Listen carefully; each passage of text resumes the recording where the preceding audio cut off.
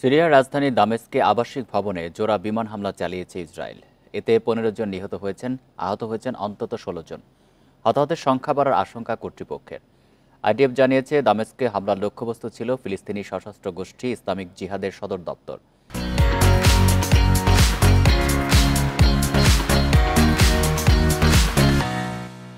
একই সাথে এই হামলাকে গুরুত্বপূর্ণ হিসেবে মন্তব্য করেছে আইডিএফ।